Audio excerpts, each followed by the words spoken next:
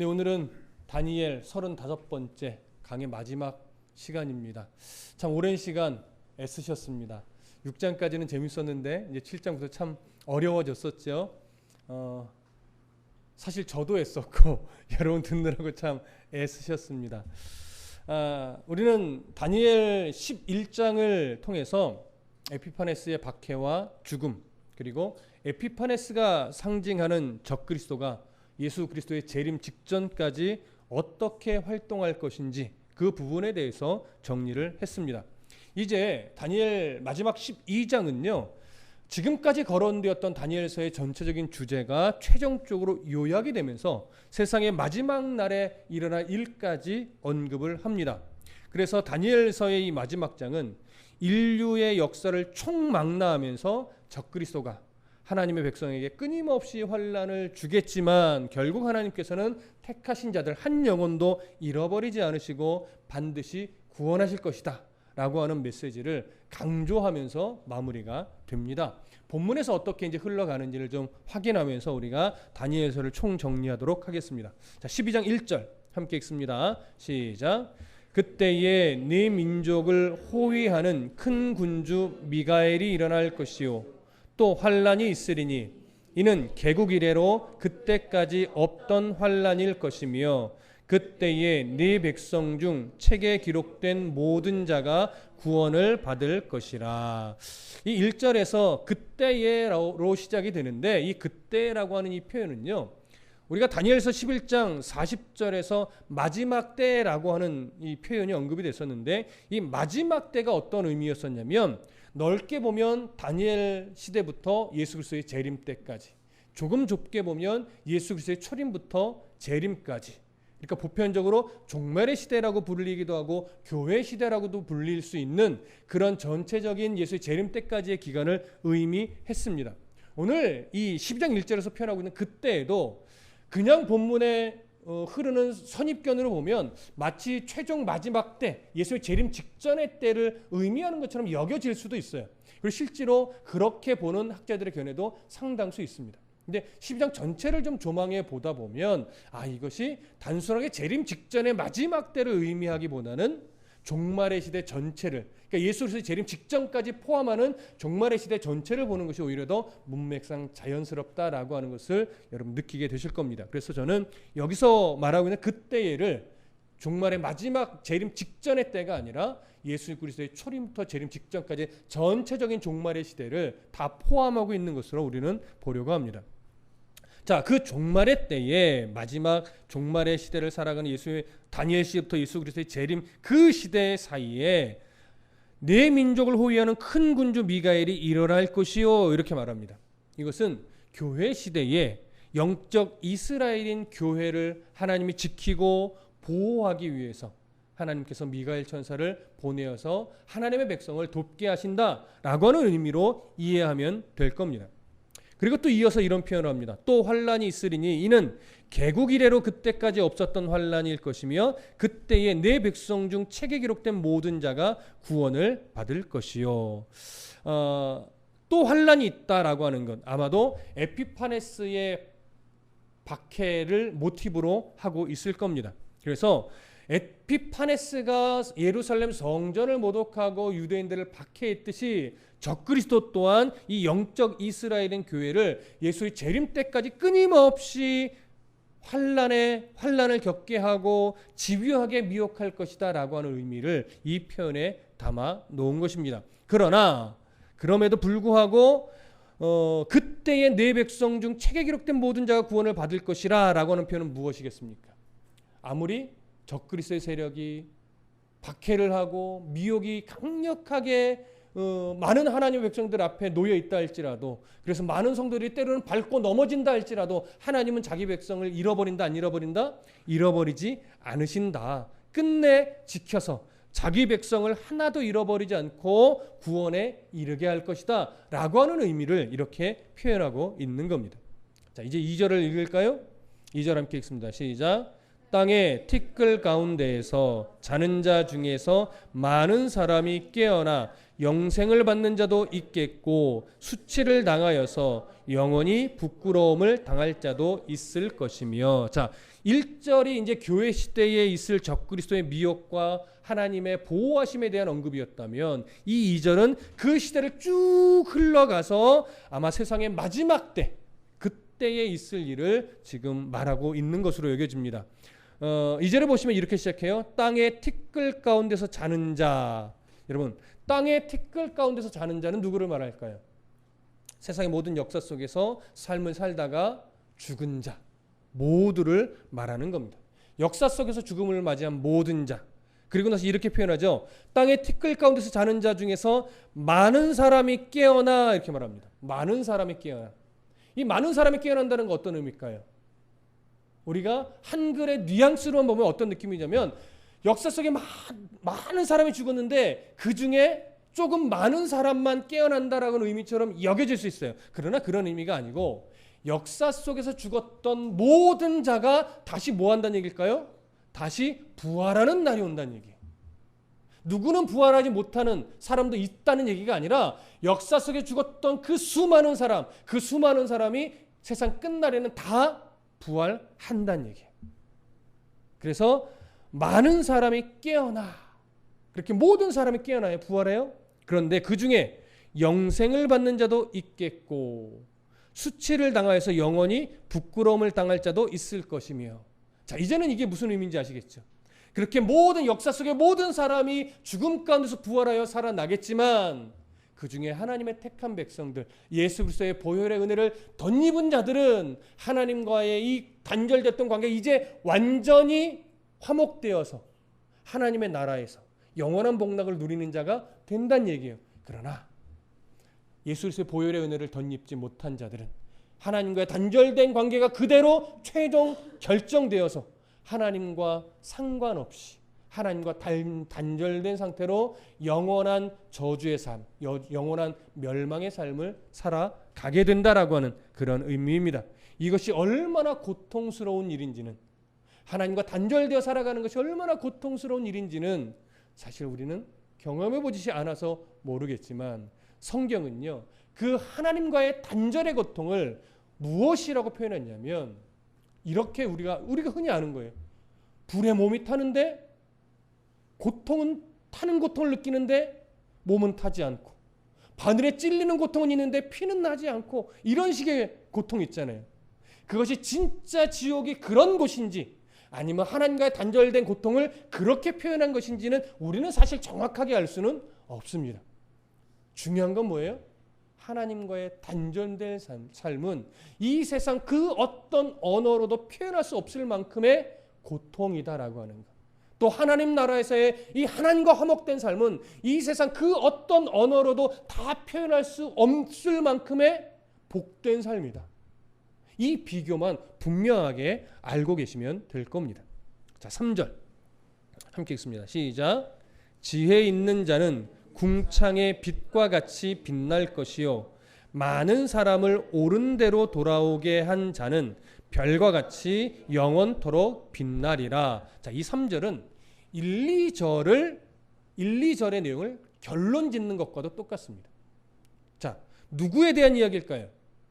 예수 그리스도의 보혈의 은혜를 덧입은 자들에 대한 이야기입니다. 지혜 있는 자는 궁창의 빛과 같이 빛난대요. 그리고 많은 사람을 옳은 대로 돌아오게 한 자는 별과 같이 영원토록 빛난대요. 이 두 문장이 다른 의미일까요? 같은 의미일까요? 같은 의미입니다. 다른 표현을 하고 있지만 같은 의미예요. 강조하는 거죠. 그러니까 결국 종말의 시대를 살아가면서 그리스도의 백성임에도 불구하고 적그리스도에 의해서 늘 미혹을 당하고 때로는 넘어지고 때로는 고통 가운데서 삶을 살아갔지만 끝내 믿음을 저버리지 않고 그리스도의 은혜 아래서 신앙을 지켜내며 살다가 마지막 때에 이른 자는 하나님께서 이들의 삶을 어떻게 했다는 거예요? 궁창의 빛과 같이, 하늘의 별과 같이 정말 빛나게 높이신다는 얘기입니다. 자, 누구에 대한 이야기일까요? 저와 여러분들에 대한 이야기입니다. 이 세상 삶을 태어날 때부터 지금까지 늘 행복했다, 늘 아무 어려움도 없었다, 이렇게 말할 수 있는 자가 있을까요? 한 명도 없습니다. 나름대로 최고의 아픔을 다 겪은 분들이에요.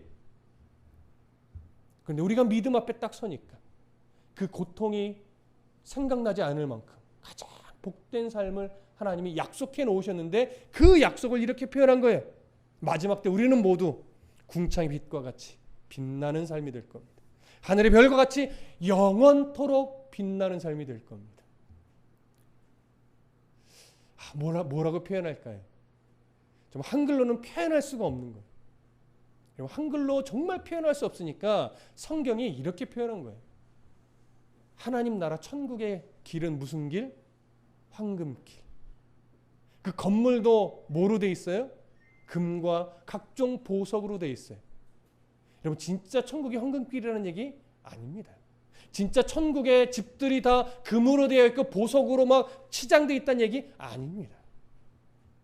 이 땅의 가치로는 그게 최고의 가치인데, 하나님 나라는 얼마나 가치가 초월적인지, 이 땅에서 최고로 여기는 금이나 보석들은 하나님 나라 가면 뭐와 같다는 거예요?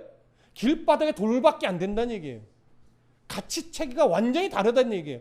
야, 천국 금길이야? 황금길이야? 이렇게 놀라라는 얘기가 아니라, 이 땅에서 최고로 주어봤자 하나님 나라에서는 돌멩이밖에 안 되는 나라구나. 그러니 그 나라의 이 복락은 도대체 어떤 복일까? 그 나라의 기쁨은 도대체 어떤 기쁨일까? 이런 기대와 소망을 가지라는 것이지, 야, 하나님 나라의 황금길, 여러분, 하나님 나라에서 황금 갖고 있다고 자랑해봤자 웃어요. 그거 뭐라고? 그렇죠? 오늘 3절은 그 소망을 이렇게 표현한 거예요. 한 번 더 강조하면 너무 좋아서. 우리가 하나님 나라에 가면요, 하나님이 우리를 궁창의 빛과 같이 빛나게 하시고 하늘의 별과 같이 영원토록 빛나게 하신다. 여러분, 이 소망으로 오늘 좀 가슴이 좀 따뜻해지셨으면 좋겠습니다. 오늘 좀 힘겨웠던 게 좀 다 날아가 버리셨으면 좋겠습니다. 이 소망으로 인해서. 자, 4절 함께 읽으실까요? 시작. 다니엘아, 마지막 때까지 이 말을 간수하고 이 글을 봉함하라. 많은 사람이 빨리 왕래하며 지식이 더하리라. 가브리엘 천사가 다니엘에게 전하는 마지막 당부의 말입니다. 근데 그 마지막 당부의 말 중에 가장 중요한 말이 뭐냐면, 마지막 때까지 이 말을 간수하고 이 글을 봉함하라 이거예요. 자, 이 글을 어떻게 해요? 이 말을 간수하래요. 이 글을 봉함하래요. 마지막 때라고 하는 것은 앞에서도 언급했듯이 종말의 시대입니다. 다니엘 시대부터 예수 그리스도 재림 때까지, 예수 그리스도 초림부터 재림 때까지 종말의 시대이고 교회 시대예요. 근데 이 기간 동안 하나님이 가브리엘 천사를 통해서 전해줬던 모든 다니엘서의 메시지, 좀 좁게 보면 10장부터 12장까지의 메시지, 넓게 보면 다니엘 전체에 담겨있는 하나님의 메시지, 그 메시지를 간수하래요. 봉함하래요. 이 한글의 어감만 가지면 어떤 느낌으로 보이냐면, 꼭꼭 싸매어서 숨겨둬라, 아무도 발견하지 못하도록, 이런 느낌이 들어요. 그러나 여기서 간수하라, 봉함하라는 것은 아무도 발견하지 못하도록 꼭꼭 숨겨둬라, 이런 의미가 아니라, 하나님이 다니엘에게 주었던 말씀들, 메시지들, 예언적 말씀들, 이런 말씀이 훼손되지 않도록, 그리고 또 왜곡되지 않도록 정확하게 기록해서 후손들에게 계속 전수되어질 수 있도록 하라는 거예요. 여러분, 무슨 말씀 이해되십니까? 그래서 봉함하라, 간직하라, 이것은 하나님의 말씀을 왜곡시키지 말고 끊임없이 후손들에게 전달되어질 수 있도록 정확하게 기록하여 전수시켜라, 이런 의미인 겁니다. 그러니 종말의 시대를 살아가는 지금 우리들에게 맡겨진 정말 중요한 역할이 뭡니까? 다니엘에게 주셨던 말씀이 동일하게 우리에게도 주어지는 거예요. 하나님의 말씀을 가르치는 자의 입장에서, 또 삶을 살아내야 되는 어른의 입장에서 그 말씀이 훼손되고 왜곡되지 않도록 바르게 가르치고 그 말씀대로 바르게 삶을 살아내는 것, 이것이 정말 중요한 사명이라는 거예요. 말씀은 이렇게 가르쳐 놓고 삶을 이상하게 살아내면 하나님의 말씀이 어떻게 될까요? 세상에서는 왜곡되게 비춰진단 말이에요. 아, 교회는 다 저렇구나. 목사들 다 똑같네. 이건 결국 삶 속에서 하나님의 말씀을 왜곡시키는 거예요.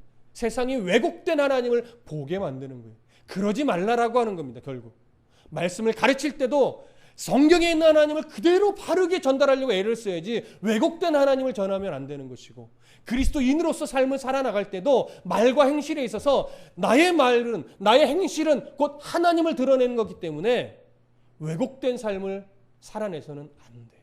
그러니 얼마나 힘듭니까? 나의 말과 행실이 결국 예수 그리스도 하나님을 드러내는 삶이니까. 그러지 않기 위해서 더 애써야 되는 거예요.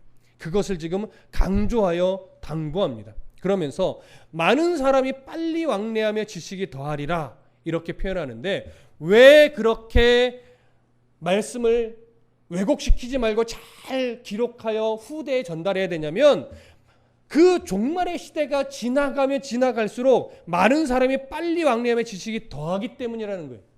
이 말은 뭐 요즘처럼 막 정보 홍수 시대고 막 정보가 빨리 전달되고 이런 의미가 아니라, 하나님에 대한 지식이 말씀을 왜곡시키지 않고 가르치고 왜곡시키지 않는 삶을 살아내는 노력이 끊임없이 역사 속에서 진행되다 보면, 그 역사가 진행되면서 될 때마다 하나님이 점차 어떻게 보일까요? 선명하게 드러난다는 얘기예요. 그래서 신학교에서 신학을 공부하다 보면요, 이런 말을 해요. 신학은 발전한다. 진화한다는 거 아닙니다. 신학은 발전한다. 이게 무슨 말이냐면, 하나님이 세월의 흐름 속에서 수많은 목회자와 신학자들이 연구하고 이전에 주었던 말씀이 더 어떤 의미인지 끊임없이 연구하고 분석하면서 하나님에 대한 지식이 더 넓어진다는 얘기예요. 더 자세하게 드러난다는 얘기예요.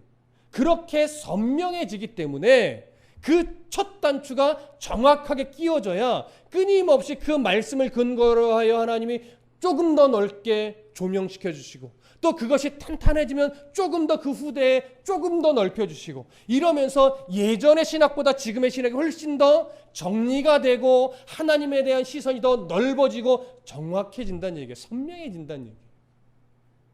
그래서 오늘 우리는 예전 신학보다는 더 깊어져야 되고 더 넓게 하나님을 보고 있는 겁니다. 지금보다는 또 후세대가 더 깊고 넓어지겠죠.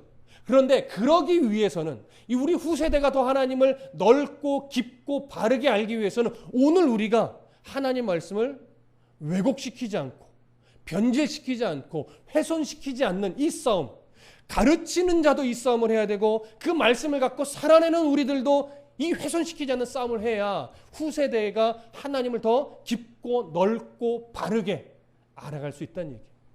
그러니 앞선 자들의 역할이 얼마나 중요합니까? 예전에 이 말하자면 돌아가셨던 우리 어른 목회자 신학생 그 말하자면 선배 목회자들이 정말로 때로는 조금 기복주의에 치우친 면도 있었지만 정말 말씀을 앞에 깊이 있었고 최선을 다해서 살아내셨습니다. 그 흔적이 이제 지금에 와서는 조금 더 말씀 중심의 이 시대로 발전시켜 놓은 거예요. 이제 저희와 같은 시대를 기점으로 또 후세대는 더 깊고 넓어지겠죠. 여러분, 그렇게 하나님 말씀이 더 선명해지도록 끊임없이 기도해 주시고 열심히 바른 성도의 삶을 살아내 주시기를 간절히 부탁합니다. 자, 이제 5절부터 13절은 다니엘서 전체로 볼 때 마지막 권면의 말입니다. 이제 최종 정리로 들어가는 거예요. 자, 5절과 6절 함께 읽겠습니다. 시작. 나 다니엘이 본즉 다른 두 사람이 있는데 하나는 강 이쪽 언덕에 섰고 하나는 강 저쪽 언덕에 섰더니 그 중에 하나가 세마포 옷을 입은 자 곧 강물 위쪽에 있는 자에게 이르되 이 놀라운 일의 끝이 어느 때까지냐 하더라. 자, 가브리엘 천사의 말을 듣고 있던 다니엘은요, 갑자기 이 티그리스 강 주변에 나타난 두 명의 천사를 보게 됩니다. 한 천사는 강 이쪽 언덕에 서 있고 또 한 천사는 강 저쪽 언덕에 서 있습니다.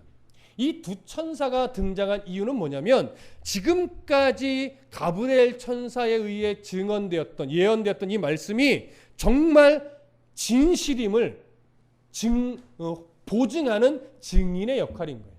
그래서 증인의 역할로서 두 천사가 갑자기 등장을 합니다. 그러면서 그 두 천사와 함께 6절은 이렇게 표현하죠. 그 중에 하나가 세마포 옷을 입은 자 곧 강물 위쪽에 있는 자에게 말을 합니다. 그러면 세마포 옷을 입은 자는 누구겠습니까? 네, 성육신 하시기 이전에 예수 그리스도시죠. 그런데 그분이 지금 어떤 모습으로 있어요? 강 위쪽에 있어요. 이 말은 무엇일까요? 강물 위에 공중에 떠 있으시다는 얘기예요. 그러니까 이 강물 위쪽에 공중에 떠 있으신 예수 그리스도는 결국 우리들이 뭘 보여주느냐면 그의 신적 권능을, 신적 존재임을 드러내 보여주는 겁니다. 그래서 강 위쪽에 공중에 이렇게 떠 계신 예수님을 향해서 한 천사가 이렇게 물어요.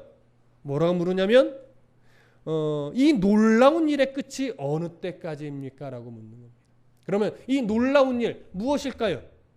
다니엘서에서 지금까지 예언되었던 모든 말씀들, 이 말씀들이 온전히 다 성취되는 때가 언제입니까? 이런 말을 하는 거예요. 자, 그 말씀을 들은 예수 그리스도께서 이제 무엇이라 답을 주시겠죠? 자, 7절 함께 읽겠습니다. 시작.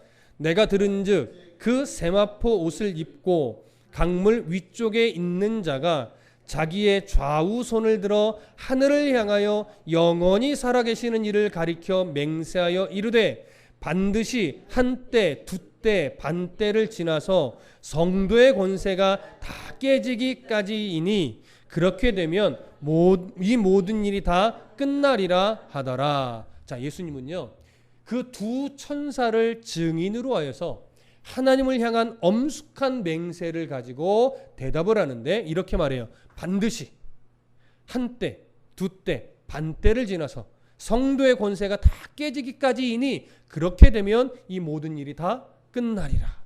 자, 그러면 생각해 보십시다. 한때, 두때, 반때 어떤 의미일까요? 기억나시나요? 이미 다니엘서 7장 25절에서 정리했었죠. 이런저런 견해가 있지만 우리는 어떻게 정리했냐면 이 한때, 두때, 반때는 결국 종말의 전 기간이라고 말씀드렸어요. 앞에서 말씀드렸던 마지막 때, 이때와 동일한 의미죠. 넓게는 다니엘 시대부터 예수 그리스도의 재림 때까지, 조금 좁게 보면 예수님의 초림부터 재림 때까지 이 기간은 적그리스도가 하나님의 백성들을 끊임없이 넘어뜨리기 위해서 미혹하는 기간이기도 하고, 그러면서 이 기간은 또 세상에서 성도들이 받을 훈련의 기간이기도 한 것입니다.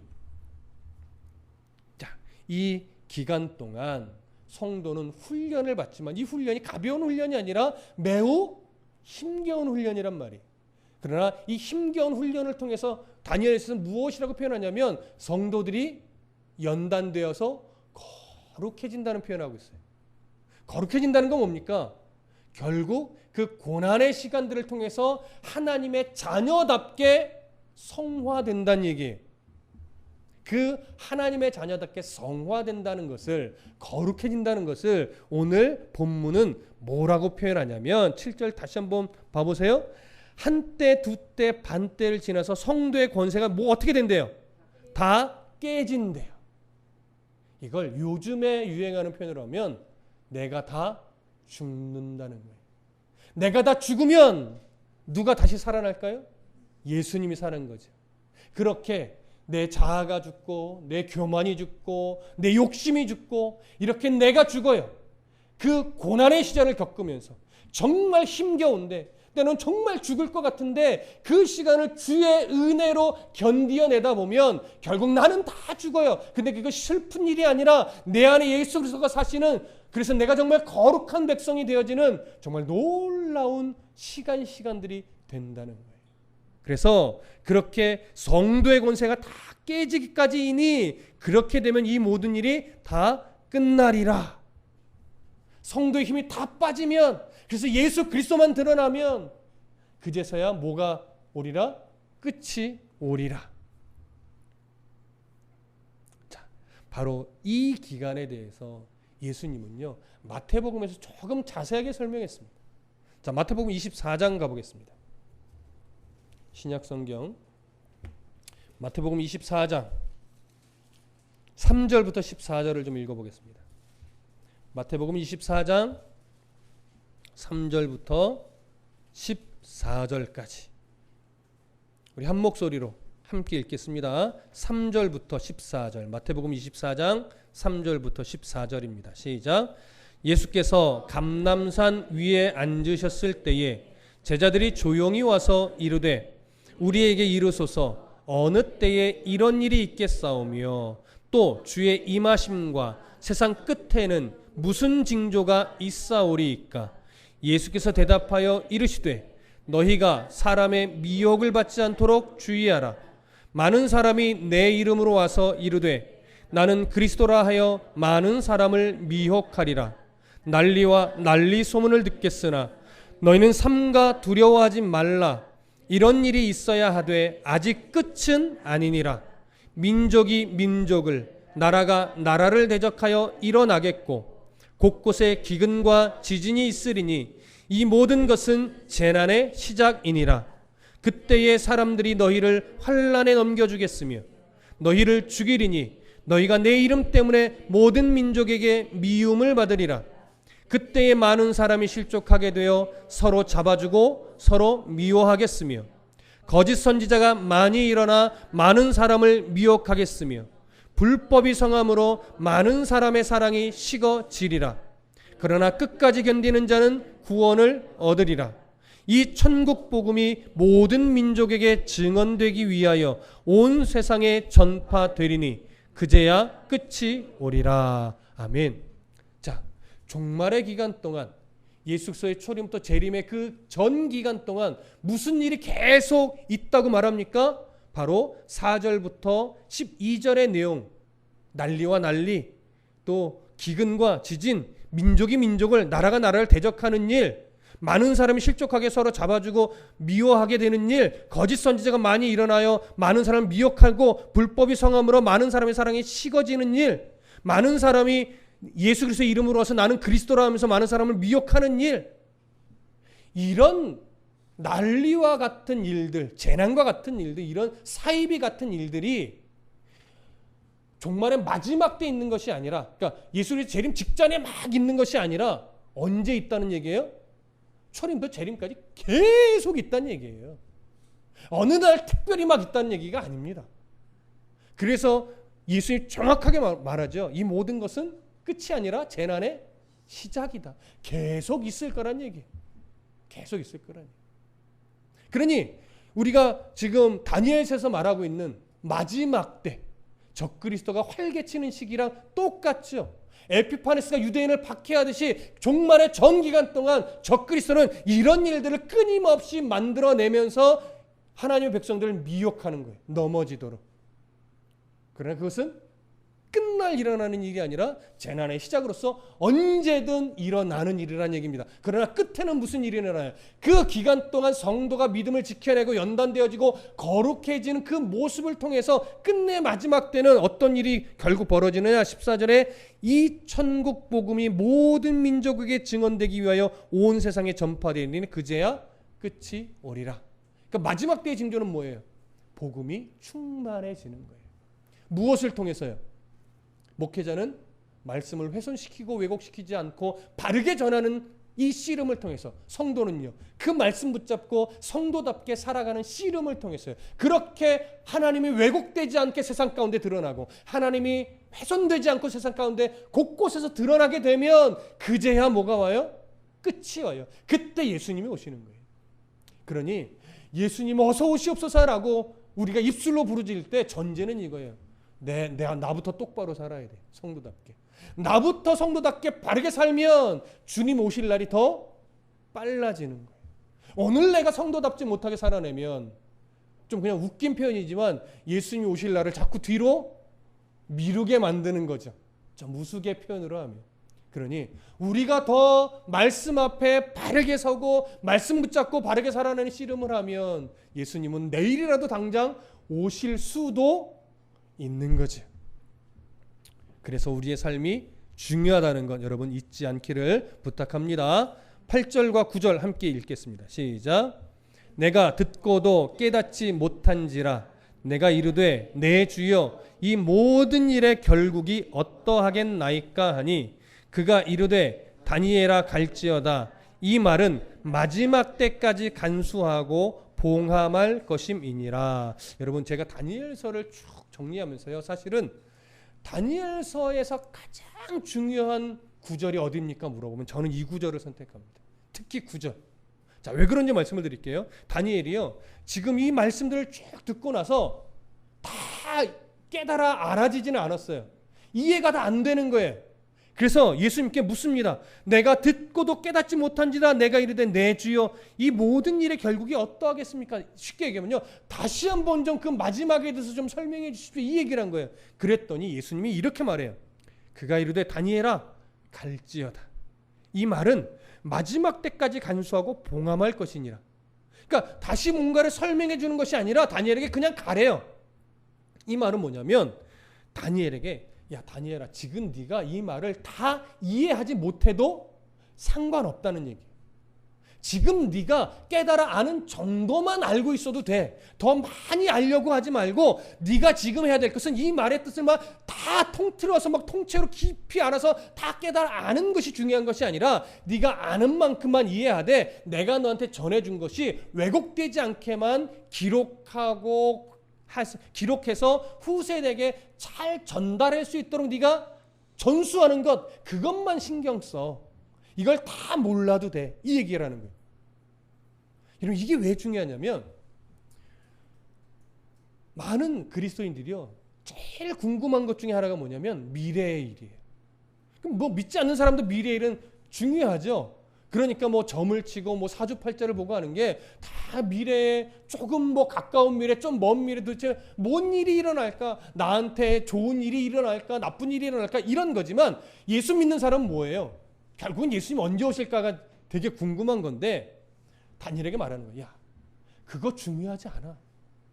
너 거기 자세히 다 몰라도 돼. 지금 네가 알고 있는 그 지식이면 충분하니 네가 관심 있어야 될 것은 도대체 미래에 어떤 일이 일어날까가 아니라 지금 내가 너에게 가르쳐준 이 말씀을 훼손시키거나 왜곡시키지 않고 전수하는 그 사명만 잘 감당해. 너는 그거면 충분한 거야. 이 얘기를 하는 거예요. 여러분 오늘날 우리도 똑같아요. 여러분 정말 성경의 말씀을 제가 얼마나 바르게 가르치고 싶어 하는지 여러분 아시잖아요. 그래서 얼마나 막 볼 수 있을 만큼 책을 보고 분석하고 도대체 어떤 의미일까 막 찾아내는데, 제가 지금까지 여러분들한테 말씀을 분석하고 해석하고 강의하며 설교한 내용이 다 맞을까요? 그렇지 않아요. 어떤 건 분명히 잘못 가르쳤을 거예요. 저는 이게 맞다라고 생각했지만 실제로는 틀린 것도 있을 수 있단 말이에요. 하지만 하나님이요, 야 너 이건 틀렸어. 너 왜 그때 그렇게 가르쳤냐? 이렇게 말씀하실까요? 제가 사이비가 아니라면 하나님은요, 이전에 좀 틀리게 가르치는 거, 조금 잘못 가르친 거, 그걸 책망하지 않아요. 뭘 보실까요? 네, 말씀을 바르게 가르치려고, 훼손시키지 않고 왜곡시키지 않고 바르게 가르치려고 노력한 그 씨름을 보는 거예요. 그러니까 이걸 막 다 알아야 되는데 막 그래서 도대체 예수님 언제 오실까 이것까지 알고 막 이런 전전긍긍하는 것이 아니라 그냥 하나님이 저에게 깨닫게 해주신 그 영역까지만 내가 알리라. 다 몰라도 그러나 내가 하나님이 조명해 주신 데까지는 최선을 다해서 알겠노라 하는 그 씨름, 하나님 그 중심을 보시는 거죠. 저는 거기까지면 되는 거예요. 그리고 여러분들은 뭐예요? 저를 목회자로 인정해 주시니까 저를 통해서 이렇게 전달되는 말씀이 정말 하나님의 마음이다라고 여기고 아멘으로 분별하여 받으면서 그 말씀대로 살아가는 씨름을 하며 그거면 충분한 거예요. 그런데 이 싸움에서 때로는 좀 오버돼서 막 하나님이 허락하신 어떤 삶의 범주를 벗어나서 막 더 알려고 하다가 그러다 어디로 갈까요? 이게 잘못되면 이제 신천지나 사이비로 가는 거예요. 물론 안타까운 건 여러 교회가 말씀을 바르게 가르치려는 싸움을 안 해서, 함부로 말하기는 좀 그렇지만 말씀을 성경 그대로 바르게 알고 훼손시키지 않고 왜곡시키지 않고 바르게 전달하는 씨름이 부족해서 성도들이 말씀의 갈증을 느끼다가 사이비로 가는 경우도 있어요. 이건 참 부끄러운 일이에요. 이건 회개해야 될 일은 맞습니다. 근데 그렇게 게으르진 않고 열심히 하는데 부족한 건 어쩔 수 없겠죠. 그래서 최선을 다해서 할 때 성도들이 그런 어떤 함께 전하고 그 말씀으로 살아가는 이 씨름을 함께 하면 되는 거예요. 그런데 여기서 자꾸 더 막 하나님이 알려주신 범죄를 더 넘어서서 막 너무 신비주의로 너무 어떤 은사주의로 막 이렇게 가다 보면 자칫 위험할 수 있다는 거지. 그러니까 하나님 우리에게 허락하신 은사 그건 얼마든지 발휘하셔도 됩니다. 뭐 방언의 은사, 신기의 은사 아무 상관이 없어요. 하나님 우리에게 허락하신 그 은사든 어떤 지식이든 여러 가지 것들은 하나님의 은혜 안에서 성도의 유익과 교회의 덕을 위해 겸손하게 사용될 때 그것은 정말 하나님이 드러납니다. 그 은사는 하나님이 드러납니다. 그러니까 그런 건 감추시면 그건 쓰셔야지. 그런데 그 범주를 넘어서 하나님의 영광이 아니라 나를 드러내기 위해서, 나를 더 높이기 위해서 이게 이렇게 사용할 때는 그것이 뭐예요? 그 범주를 넘어서는 거예요. 그럴 때 위험해집니다. 그럴 때 하나님의 말씀이 또 하나님이 왜곡되게 됩니다. 그러지 않으려는 씨름을 우리가 함께 해 나가야 되는 거예요. 그래서 저는 이 9절의 말씀이 정말 중요하다고 봅니다. 그가 이르되 다니엘아 갈지어다. 너에게 깨달아 알게 하신 그 말씀을 붙잡고 바르게 살아가는 일에 힘을 써라. 이 말은 마지막 때까지 간수하고 봉함할 것이며 이런 의미로 우리가 이해할 수 있는 겁니다. 자, 10절 함께 읽겠습니다. 시작. 많은 사람이 연단을 받아 스스로 정결하게 하며 희귀할 것이나 악한 사람은 악을 행하리니 악한 자는 아무것도 깨닫지 못하되 오직 지혜 있는 자는 깨달으리라. 자, 다니엘이 왜 미래의 일에 너무 집착하지 말고 계시의 내용이 훼손되거나 변질되지 않도록 바르게 기록해서 후대에 전달하는 일에 집중해야 한다라고 말했냐면 바로 오늘 10절에서 말하고 있는 것처럼 종말의 전 기간 동안 적그리스도의 세력이 아주 집요하게 미혹하고 핍박하겠지만 하나님은 그것들을 다 연단의 도구로 사용할 것이기 때문에 그래서 우리는 말씀이 변질되지 않는 씨름을 정말 해야 됩니다. 그런 씨름을 통해서 하나님의 말씀이 더 선명하게 깨달아 알아지는 은혜가 있게 되는 거예요. 그래서 지혜 있는 자는 어떻게 해요? 깨달으리라. 그 씨름을 하는 자만이 정말 하나님의 말씀이 이런 의미였구나를 깊이 있게 또 명확하게 깨달아 알게 되는 겁니다. 그래서 중요하다는 것 말씀드립니다. 자, 이제 11절, 12절 함께 읽겠습니다. 시작. 매일 드리는 제사를 폐하며 멸망하게 할 가증한 것을 세울 때부터 1290일을 지낼 것이요 기다려서 1335일까지 이르는 그 사람은 복이 있으리라. 자, 여기서 또 어떤 날수가 나와요. 11절에서는 1290일, 12절에서는 1335일이 나옵니다. 자, 이 일수에 대해서, 이 날수에 대해서 학자들은요, 다니엘서 7장에 나오는 한때, 두때, 반때와 매칭을 시키려고 하는 노력도 했고요. 8장 14절에서 나온 2300주야와 또 매칭시키려는 노력도 했습니다. 그런데 실제로 날수가 정확하게 들어맞지가 않아요. 그러다 보니까 이런 견해도 나오고 저런 견해도 나와요. 사실 정말 이 날수의 어떤 의미일까는 하나님밖에 모르실 것 같습니다. 정확하게 알기가 참 어렵습니다. 이런 견해도 장단점이 있고 저런 견해도 장단점이 있고 제가 아무리 봐도 선택하기 참 어렵더라고요. 그래서 오늘 우리는 어떻게 정리할 거냐면 문맥의 흐름을 놓치지 않고 문맥의 흐름 안에서 우리가 어디까지만 이해하면 좋을까를 잘 분별해서 거기까지만 나누려고 합니다. 자, 무슨 말씀 이해되시죠? 자, 우선 11절을 다시 볼게요. 11절 함께 읽습니다. 시작. 매일 드리는 제사를 폐하며 멸망하게 할 가증한 것을 세울 때부터 1290일을 지낼 것이요. 분명 이 날수는 상징적인 의미일 겁니다. 그런데 매일 드리는 제사를 폐하고 멸망하게 할 가증한 것이 세울 때 이런 표현하죠. 무슨 사건이 여러분 딱 떠오르십니까? 그렇죠. 에피파네스가 예루살렘 성전을 모독하는 일이 딱 떠오르는 거예요. 자, 그렇다면 이 숫자는 무엇과 관련이 있다고 볼 수밖에 없냐면 적그리스도가 기독교인들 하나님의 백성들을 미혹하고 박해하려고 하는 그런 어떤 활동들 이런 것과 연관이 있음을 분명히 우리는 알 수 있습니다. 그러면 날수를 좀 볼게요. 1290이라는 숫자는요, 한때, 두때, 반때의 문자적인 날수인 1260일보다 30일이 더 많은 기간이 똑같이 맞춰지지 않아요. 그래서 적그리스도의 이 미혹하는 활동과 적그리스도의 이 대적하는 활동과 이 숫자를 좀 연결해 보면 의미를 이렇게 찾게 돼요. 한때, 두때, 반때가 가지고 있던 의미처럼 결국 적그리스도의 이 미혹하고 박해하고 또 하나님 백성들을 대적하는 이 기간이 정말 끝나지 않을 것처럼 길어 보이고, 그래서 예수님의 재림의 시기가 자꾸 지연되는 것처럼 보일 것이다 라고 하는 것. 여러분 무슨 말씀 이해되십니까? 에피파네스 때도 결국 우리가 보았던 게 뭐예요? 에피파네스의 이 박해의 기간이 언제 끝날 것인가, 끝나지 않을 것 같은데 어느 날 갑자기 끝나는 거죠. 그렇게 에피파네스에 의한 박해 기간이 끝나지 않을 것 같은 것처럼 여기서 30일 더 길다는 얘기는 뭐냐면, 적그리스도에 대적하는, 적그리스도가 기독교인들을 박해하는 이 기간도 정말 끝나지 않을 것처럼 길 것이라는 얘기, 길게 느껴질 거란 얘기. 여러분 무슨 말씀 이해되시죠?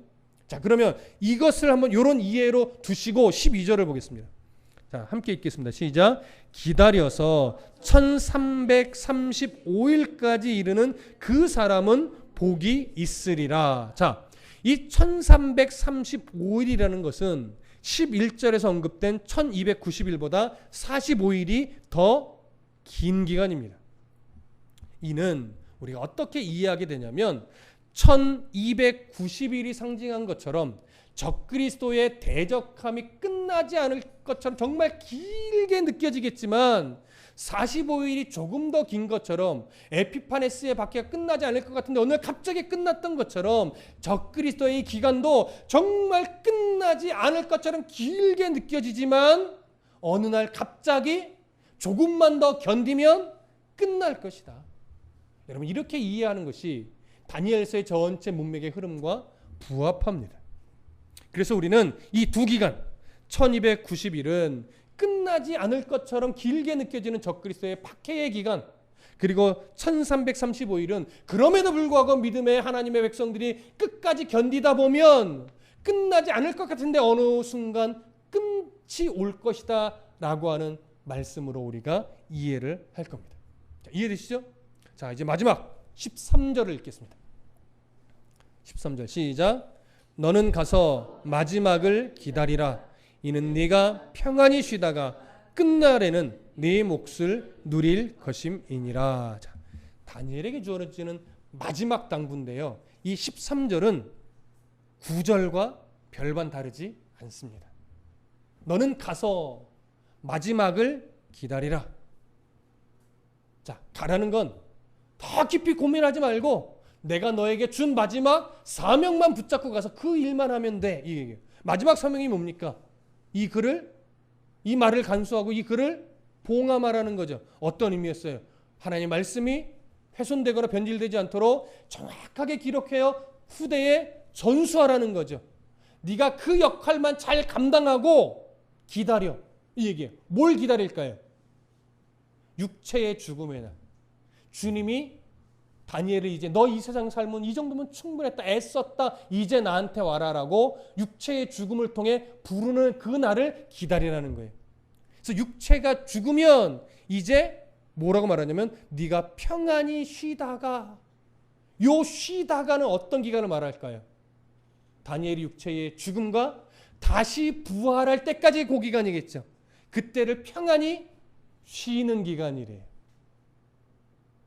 자, 어디서 어떤 모습으로 쉴까요? 성경 전체를 조망해 보면 영으로 하나님의 나라에서, 새하늘과 새 땅은 아직 아니죠. 하나님이 계신 그 하늘나라라고 불리는, 우리가 보통 구분 없이 그냥 천국이라도 부르기는 하지만 하나님의 처소로서의 그 나라에 영으로 가서 뭐 하는 거예요? 평안히 쉬며 기다리는 거예요. 언제를 기다려요? 예수님이 재림하여 이제 우리의 육체가 부활하여 주님 앞에 서게 되는 그날을 기다리는 거죠. 그래서 뭐라고 말합니까? 네가 평안히 쉬다가 끝날에는 네 몫을 누리리라. 여러분, 다니엘의 몫이 뭘까요? 마지막 날 예수의 재림 때 육체가 부활하여서 의의 상급의 심판을 받고 예수님이 예비하러 가셨던 그 새하늘과 새 땅에 하나님의 자녀로서 입성하여 이제 우리가 어떤 언어로도 표현하지 못했던 그 영원한 복락을 누리게 되는 것. 이것이 다니엘에게 주어질 몫입니다. 다니엘에게 누리게 될 몫입니다. 그러면 다니엘의 이 몫은 저와 여러분들에게도 동일하게 이미 보장되어 있겠죠. 그 복락을 바라보는 것, 그 복락을 신뢰하고 확신하며 오늘 이 생의 삶을 살아나갈 때 그 복락 때문에 오늘의 삶을 견디어내는 것, 오늘 성도답게 살아가는 일에 게으르지 않으려고 치열하게 싸워내는 것, 이게 우리의 역할인 겁니다. 그래서 어쩌면 다니엘 시대나 초대교회 시대나 중세교회 시대나 지금 시대나 여전히 성도들은 그 믿음을 붙잡으며 참 고단한 인생길을 삽니다.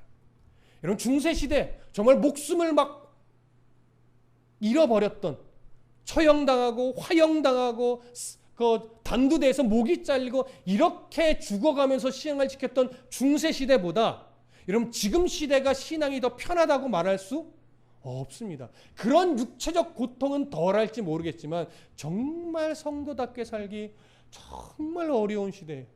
얼마나 미혹이 심한지 분별하기조차 어려운 상황들이 얼마나 많으며 우리의 의지랑 상관없이 신앙이 자꾸 하나님과 멀어질 수밖에 없는 상황들이 얼마나 많습니까?